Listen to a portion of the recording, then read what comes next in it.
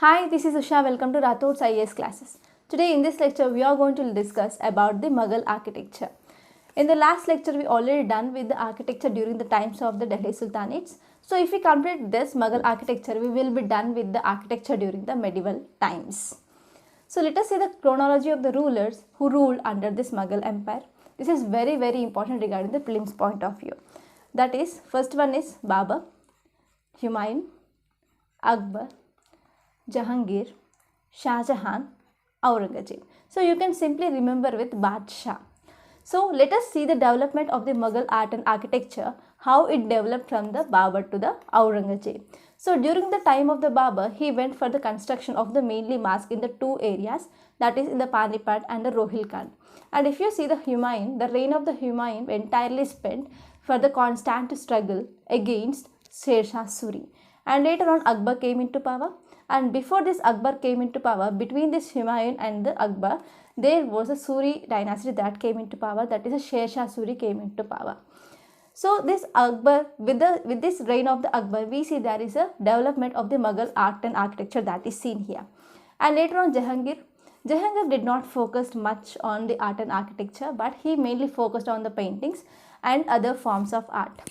And if you see the reign of the Shah Jahan, this Mughal art and architecture that reached the climax during this time period of the Shah Jahan. And later on during the Aurangzeb, again there is a decline of the Mughal art architecture that is seen here. So with this we completed the introduction regarding the rulers under this Mughal empire. So later on we are going to discuss about the two important styles. They include Rajput style and also Sikh style. Why we are going to discuss this Rajput style and the Sikh style? Because there is an influence of this Mughal architecture on these two styles as well.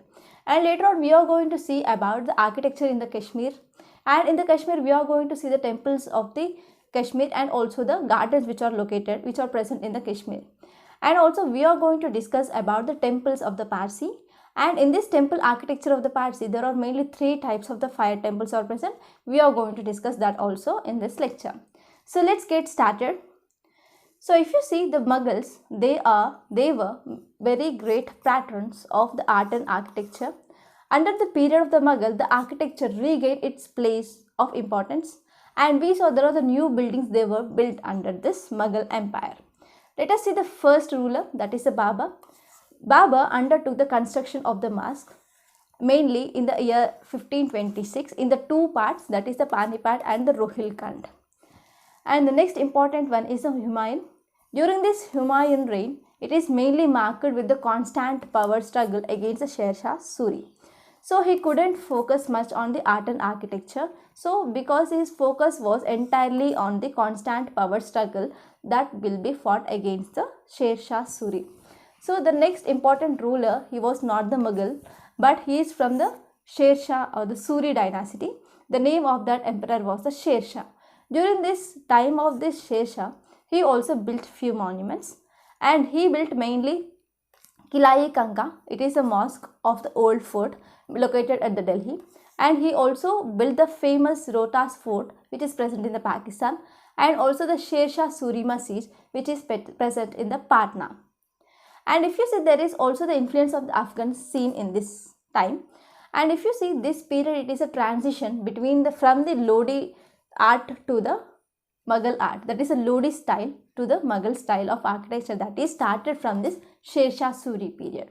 And he also undertook the reconstruction and also the extension of an old Mauryan route, and the name of that route is a Grand Trunk Road which is still working today.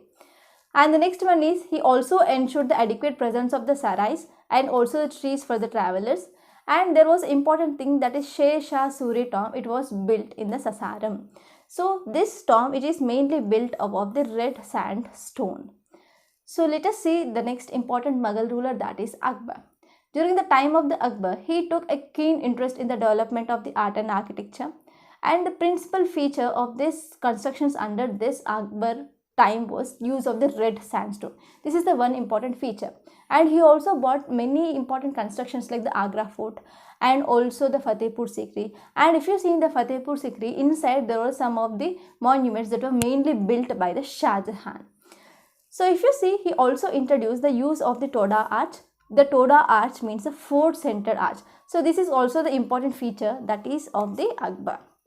And he gave some prominent construction works undertaken during this period. They include, the first one is Agra Fort.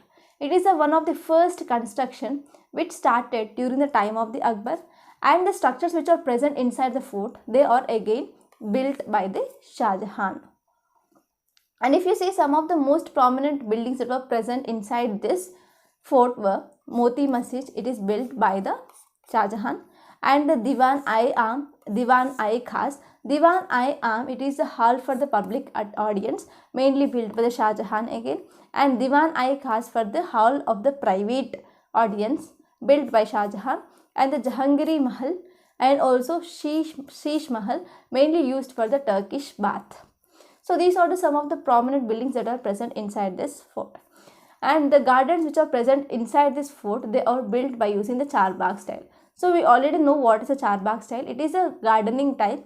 If there is any land here, it is divided into the squares, and the plantation of these gardens underground in these square shapes, and between these square shapes there is a water present in that. And if you see, this is the one of the important thing, that is the Agra Fort here. Here you see the Charbagh style that is present here. And if you see, the kiosks were used here. These are called as kiosks. So the kiosk for the first time that is used by the Akbar. So it is one of the important feature of the Mughal architecture. So let us see the next important construction, that is the Fatehpur Sikri. And in this Fatehpur Sikri, it is one of the Indo-Islamic architecture, and it was the creation of the new capital by the Akbar. So this Fatehpur Sikri, it is the capital that is built by the Akbar. And this Fatehpur Sikri, it is described as a frozen moment in the history, because the buildings are here represent the unique blend of the Hindu and the Persian style. So because of this Hindu and the Persian style that is reflected in this Fatehpur Sikri, it is called as a frozen moment in the history. And the other important buildings that were built under the reign of the Akbar, they include, the first one is Buland Darwaza.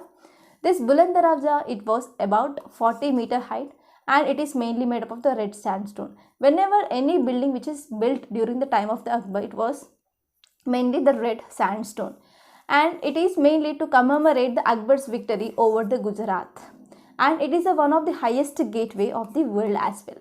And the next one is Salim Chisti's tomb. So in this Salim Chisti's tomb, there is one important or unique feature, that is the beautiful jali work. This jali work by using the white marble stone. And we also see the arabesque patterns are present. What is the arabesque? There is a stem-like structure, and there are subsidiary stems are present, and to these stem there are the leaves and the flowers are attached. So this type of the arrangement or the decoration, it is called as arabesque pattern. So there is an intensive use of the jali work and also arabesque patterns that is seen in the Salim Chisti's tomb. And the next one is the Panch Mahal. The name itself is saying that is Panch means 5. Panch Mahal, it is a 5-storied structure. It is mainly made up of the columns, and it is inspired by the concept of the Persian Badgir. So Persian Badgir means the wind catcher. So there is influence of the Persian that is seen in the Panch Mahal. And the next one was the Jodhabai Palace. Here the Jodhabai was the wife of the Akbar, and she was Hindu and mainly Rajput. And the other name of this Jodhabai is the Mariam uz Zamani. So the name of this palace is the Mariam uz Zamani Palace. So one of the important and unique features of this palace was, because of this Jodhabai was Hindu, so the motifs of the Hindus like the bell and also the flowers, they are mainly seen inside the walls of this Jodhabai Palace. And the next important construction was the Ibadat Khana. Akbar used this Ibadat Khana mainly to meet the leaders of the different religions to have the discussion. And the next important construction was the Pachisi Court. And it is a courtyard where the Akbar said to have played the chess. So this is famous for the playing of the chess for the Akbar. And the next important construction was Hiran Minar. This Hiran Minar, it is built in the memory of the Akbar's favorite elephant. The favorite elephant name was Hiran. So because of this memory, the Akbar built this Hiran Minar, and it also served as a lighthouse for the travelers as well. So one of the important features of this Hiran Minar was, it is uniquely designed, and also its exterior walls, they contain the tusk-like spikes. So tusk will represent the elephant here. So elephant have the tusk like this. So this minar contains the tusk like spikes that is present in this minar. So Akbar also built one temple, that is the Govind Dev temple in the Vrindavan. So these are some of the examples of the images of the constructions which were made under the reign of the Akbar. This is the Buland Darwaza, and if you see, this is the Humayun tomb, and this is the important one, that is the tomb which is the Salim Chisti's tomb, and it is made up of the white marble. And here this is the jali work that is present in this tomb. So you can see the specimen of the jali. It is a very fine jali work that is used in this Salim Chisti's tomb. And let us see the next important ruler, that was Jahangir. During the reign of the Jahangir, the architecture took a back seat because he mainly focused on the paintings and other forms of the art rather than the art and architecture of the Mughal. And however, he undergone some constructions. They include the Akbar's tomb, mainly present in the Sikindara, and he also developed the number of the gardens during his reign. And those gardens include the Shalimar Bagh, which is located in the Kashmir, and he also built Masjid, that is a Moti Masjid, present in the Lahore as well. So if you see, this is a tomb. This tomb, it is built by the wife of the Jahangir, that is Nur Jahan. The tomb name is Imad-ud-Dawla tomb. This Imad-ud-Dawla was the father of the Nur Jahan. So this work was done by the wife of the Jahangir, that is Nur Jahan.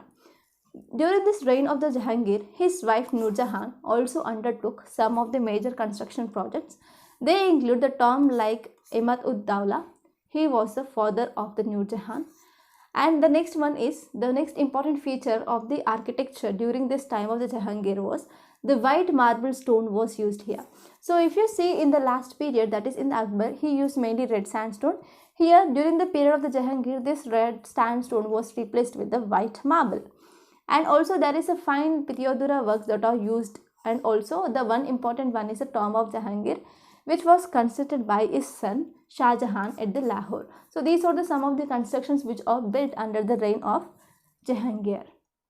And let us see about Shah Jahan. Under this Shah Jahan, Mughal architecture reached its climax. We see the different types of the works which are done by the Shah Jahan. They include Taj Mahal, and they include the Red Fort, which is located in Delhi. And also he went for the Shalimar Bagh, and he also Shah Jahanabad. He also built the Shah Jahanabad. So there are a number of the works which are taken under the times of the Shah Jahan. So let us see the one by one. The first important one is Taj Mahal. This Taj Mahal, it is one of the beautiful monuments. It is one of the seventh wonder of the world as well. This Taj Mahal, it is one of the finest specimen of the Mughal architecture, which will exhibit the full range of the grandeur and opulence. And this was constructed by the Shah Jahan mainly on the memory of his wife, that is the Mumtaz Mahal. So some of the features of the Mughal architecture, like the use of the calligraphy, use of the Pitadura, use of the four sighting techniques, and also Charbagh style, and also the garden, use of the water, all these features of this Mughal architecture, they were reflected in this Taj Mahal. So apart from this, there are also some unique features which are present to this Taj Mahal. The first one is the Jali work. The Jali work in the Taj Mahal, it is a lace-like and very fine. And the next one is the carvings on this marbles of very rolled relief. And other works include Red Fort in Delhi, Jam Masjid in Delhi, Shalimar Bagh, which is located in the Lahore, and the city of the Shah Jahanabad. So these are some of the works which are undertaken by the Shah Jahan. Besides this, the one important thing that you should remember regarding the art and architecture of the Mughal period, that too during this Shah Jahan, it is the peacock throne. This construction of this peacock throne, that is one of the finest examples of the metal work which happened during this period. And the last ruler of the Mughal emperor was Aurangzeb, and during this time of the Aurangzeb, the Mughal architecture was declined. So if you see, one important construction that happened during the times of the Aurangzeb was Bibi Ka Maqbara. This Bibi Ka Maqbara in the memory of his wife, that is Begum Rabia Udarani. So you can compare this Bibi Ka Maqbara with the Taj Mahal. The construction which is very much similar to that of the Taj Mahal. So we can see the minute differences that compared to that of the Taj Mahal and the Bibi Ka Maqbara. So if you see here, it is a diagram or the image of the Bibi Ka Maqbara, and this is the image of the Taj Mahal. Here there is a small difference in the dome here, and here there are small minarets that are present, and these minarets, they are absent in the Taj Mahal. And if you see the entire structure, which is very much similar to that of the Taj Mahal. And if you say during this Mughal period, there is also other two styles of architecture that is developed in the regions. They include the Rajput style and also the Sikh style. On this both these styles, we see there is an influence of the Mughal architecture that is seen. So let us discuss about the Rajput style. Here this Rajput style mainly during the period were influenced by the Mughal style, and they have the unique size and also the scope for their constructions, and they generally undertook the building of imposing palaces and the forts. If you say the Mughal architecture, they are mainly used for the mosque, mainly used for the tombs, etc. And if you see these Rajput styles, they use this type of the architecture mainly for the building of the palaces, mainly for the buildings of the forts, etc. If you see some of the unique features of this Rajput style, they include the first one is hanging balcony. So to understand this, I will draw the brief image here, rough image. So if you see, this is a house, this is the roof here, and here there are the rooms. So this is called as a balcony. Here the balcony have the roof. It is in the normal circumstances. If you see what is the meaning of the balcony, hanging balcony. So if you see, this is the house here. So here we see the balcony which is outside, protruding outside. So this type of the balconies, they do not have any roof or etc. This type of the balconies, it is an important feature of the Rajput style. This type of the balconies are called as hanging balconies. And next important thing, it is the cornices, they were built in the shape of the arch. So if at all we have the roof here, on this roof also there is some small carvings can be done, and this type of the carvings on the railings of the house are called as a cornice. So if you see, these cornice will be the arch in shape here. There will be some type of sculptures or any decorations that will be made here, and this will be like this. So this is the wall here, and this is the cornice. This part it is called as a cornice. Here the cornice in this Rajput style, it will be in the shape of the arch. This is the important feature. And if you see, this is the example, that is the Hawa Mahal, which is located in the Jaipur with the hanging balconies. All these balconies here, they are the hanging balconies. It is one of the most important and most beautiful monument that was built ever. And let us see the next important style, that is the Sikh style. The Sikh style of architecture mainly developed during the reign of the two important dynasties. And also if you see, this was mainly seen in the Punjab area, and it is heavily influenced by the Mughal style and also the Rajput style of architecture. If you see this style, it has some unique features. The first important one is multiple chhatris. This chhatri is also called as kiosk. So if you see, the kiosk will be the small arch is present, and there will be the pillars that are supporting this. This type of the constructions are called as a kiosk or the chhatris. In these six styles, we see there is a multiple or the highly use of this kiosk will be made. And the next one is the shallow cornices is present, or the onion dome is present. So this is the important feature. So if you see in the Lodi dynasty, we saw there is a double dome is present, or the bulbous dome, it is present in the Bijapur school. But if you see in the Sikh style, it is the onion dome. If you see the image, then it will be very, very clear. Don't worry about that. And the next important feature is the buildings had the fluted domes, and which generally covered with the brass and the copper gills. So if at all there is a tomb here, above this tomb there is some decoration that is made. These are called as a copper gills or the brass gill. So what is the use of these gills which are placed above the tomb? Mainly it will be for the decorate purpose, and also it will give the strength to the tomb. So these are the two important uses of that copper gills. And if you see, the arches were decorated by the use of the numerous foliations. Foliations means there may be the petals of the flowers or the bell-shaped petals, or they are used mainly for the decoration purpose. If you see, the important example is the Golden Temple, which is present in the Amritsar. And this is the example here. And if you see, this is the onion dome here. The dome, the height is very much less. And here, these are called as kiosk or the chatris are present. And above this dome, there is a copper gill it is present. These are the copper gills mainly used for the decoration purpose, and also it will give the strength. So let us see the architecture in the Kashmir times.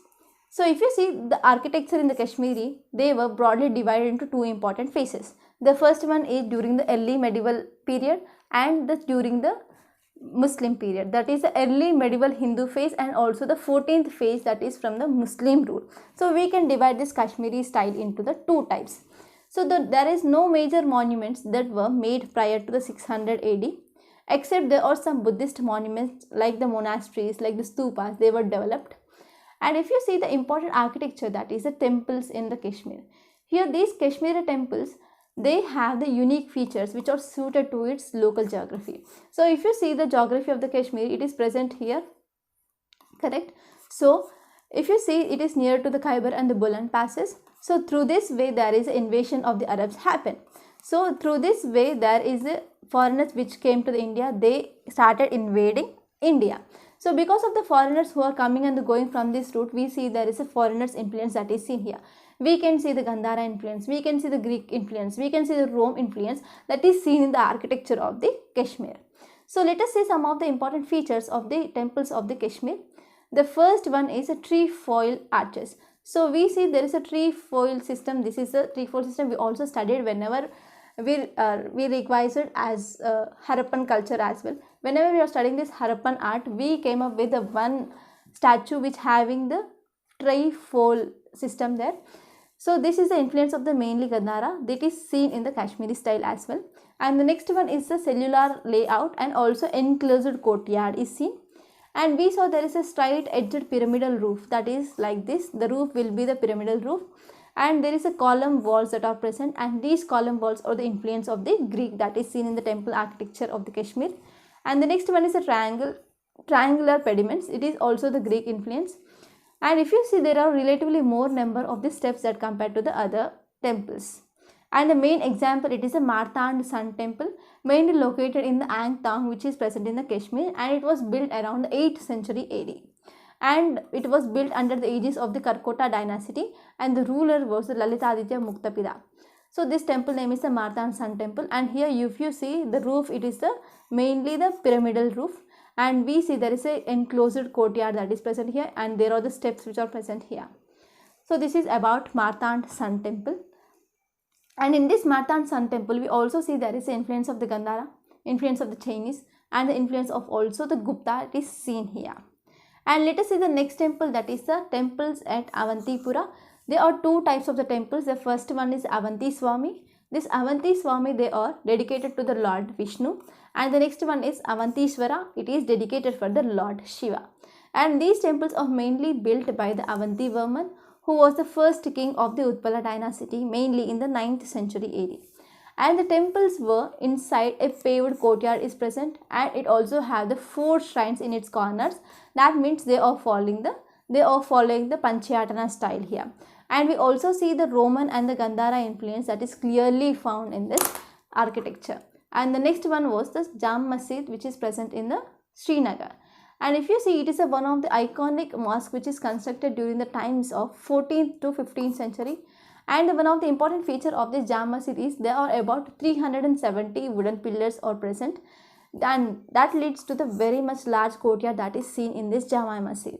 And we also see one important feature, it is a curved dome. The dome, it is not in this shape, it is a curved dome. This is the dome here. So this is the curved dome that is present, and it is mainly seen in the Kashmiri style of the architecture. And if you see there, Kashmir, it is famous for the number of the gardens, and the Mughal kings, they built the number of the gardens in the Kashmir. And we also see the Persian designs or the Persian influence that is seen in these gardens which are built in the Kashmir. So let us see some of the examples of the gardens which are present in the Kashmir. The first one is the Kashmir Shihai. This Kashmir Shihai, it was built around the fish spring in the Persian style. And also the Shalimar Bagh, it is mainly built by the Jahangir in the 1619 AD. And the next one was Diwan-e-Am, Diwan-e-Khas and the Janina Garden. These are also present, and they have the 3 terraces. And the next one was Nishant Bagh, and it is one of the largest Mughal garden in the valley. It is present near the Dal Lake, and it has 12 terraces. So this is about the Kashmiri architecture. And let us see the last one, that is the temples of the Parsi community in India. If you see in the temples of the Parsi community, we mainly see there are fire temples. There are mainly 3 types. The first one is Astash Behram. It is also called as a fire of victory. And the second one is Astash Adaran. And the next one was Atash Datka. So in this lecture, we are going to see about Astash Behram. So if you see the architecture of this fire temple, that is Ashtash Behram, the exterior walls are very simple, and the interior we see there is a decoration that is seen, and inside there will be the sacred fire and the yasna ceremony that is done. This yasna ceremony, it is a prayer. So in this Ashtash Behram, they mainly focus on the glorification of the faith rather than that of the decoration, and the inner sanctum in which the fire is kept, and the structure have the vents for the smoke. Whenever there is a fire, there is a smoke. So to escape, to remove the smoke from that inner sanctum, there are some structures that were constructed mainly to escape the smoke, and the performance of the ceremony, which is considered to be the highest order, and it also involves elaborate arrangements. And these prayers and these fires, they were mainly conducted by the high priest. They were called as the dasturs. And Ashtash Behram, it is the highest grade of the fire that involves the gathering of the 16 types of the fire. So this is about the architecture of this Parsi temple. By this we concluding today. I hope you understand the lecture. Thank you so much. Please subscribe to my channel. Please do like, share and comment my videos. Thank you.